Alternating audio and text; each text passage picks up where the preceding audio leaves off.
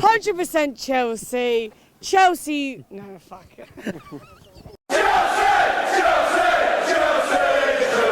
100% Chelsea. West Ham 0. Chelsea 0. Thanks, Shari. Chris, what do you think about the game today, mate? Frustrating, very frustrating. I mean, it felt like West Ham had 10 men behind the ball the whole bloody game. I mean, that was up there with Newcastle as being probably one of the most boring games I think I've ever watched, like live. It was terrible. Wow. Did we get that? Please tell me we got that. So another question, Chris, is apparently you're boring in bed, but we'll come back to that. Sorry, Shari, where's she gone? Oh, she's behind the pole, hiding from embarrassment. There we go. There we go, go on. It's the most boring game you've ever seen? Well, yeah, there we go. No, it was just boring. I thought, I don't know how this system compares. Like, it just doesn't feel, oh, just fuck off, seriously. No, come on. The system compares. No, but Wait. Straight face. No, I don't know how the system compares overall. I mean, I think we've ridden our luck with a lot of games. I mean, especially Newcastle and Arsenal. I think we rode our luck a lot to get to where we are now. But overall, I'm not sure how the. Oh, this is just terrible. I'm sorry. Go on, carry on. This is going to be a lot of editing. Let's just staying in. I don't know how the system compares to how we've played in previous seasons. I'm not. I said I wasn't convinced against Arsenal. I said I wasn't convinced. I can't even bloody hell remember when. But I mean, it was we felt flat.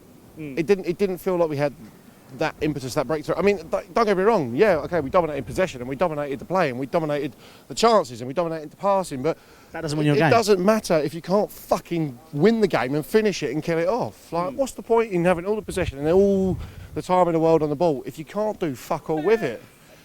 You know what I mean? You may as well just turn off and play for the draw, which it didn't feel like we played for the draw today, but we may as well have. It was no better than last season. I mean, does that a lot come down to as well West Ham playing well? Because they did. You can't deny that they defended well. They defended well. I don't think going forward they played well. I don't think. Do you think that matters to them? Well, I think it should do. Like, I mean, let's face it. If they'd have had one good chance and put the ball in there, they'd won today. Like, if they'd have played to win the game and they'd have actually put the fucking goals in, we'd have lost. I mean, how much more devastating would that result have felt if we would have lost? And let's face it, they had a good few chances to do so. I understand that the team is in the stage of transition, and I understand that we've been a little bit lucky to get to where we are, and that maybe we could have played better today. But I can't help but feel that we are in a bit of a crisis with the striker, like we really are. Because I mean, that was what we were lacking today: is that man up top who could take the ball down and put the ball in the back of the net. Are you still torn between Morata and Giroud, or are you still pretty set on it? I really don't know. At the minute, obviously, Morata's just bang out of form. Like, he is just bang out of form. But today, out of form and being crap for a year, Chris. Yeah, I know. But I mean, it was like there's out of form and then there's out of form. Like, I mean, before he was missing chances. Right now, I mean, obviously, I didn't see the Pauk game, so I was in the air flying back from New York. But he just doesn't even get the chances. He was shit against Pauk. You know when Andy Cole started for Man United. Yeah. But he had the chances against PAOK. That's what I'm saying. When Andy Cole started for Man United, he wasn't scoring, but he had the chances, and then eventually he started converting the chances. At the minute, Morata's just not getting fuck all in the Premier League anyway. He's just not getting anything. I mean, he was 1-on-1 with Czech, that one chance that he had against Arsenal, and that was it.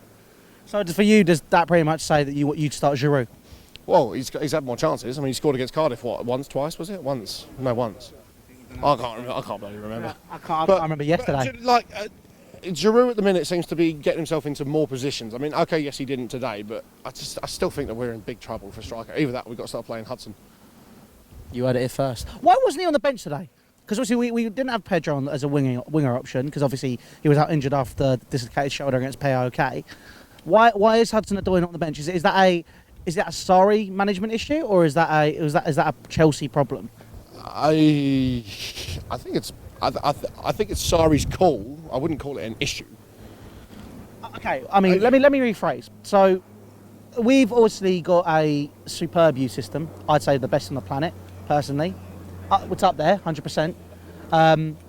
However, you know, under multiple managers, we've not seen any players be given the opportunity. But no, see, I've got a different view on this. Like, yes, okay, well, you might have the best of the youth teams, but if you look at the best youth players in the world, they play for the first teams. Mbappe come through. He was playing for Monaco and then he went to PSG, first team. He wasn't pissing around in the under-19s or the under-21s. Yeah, you're right. Go on, Karen.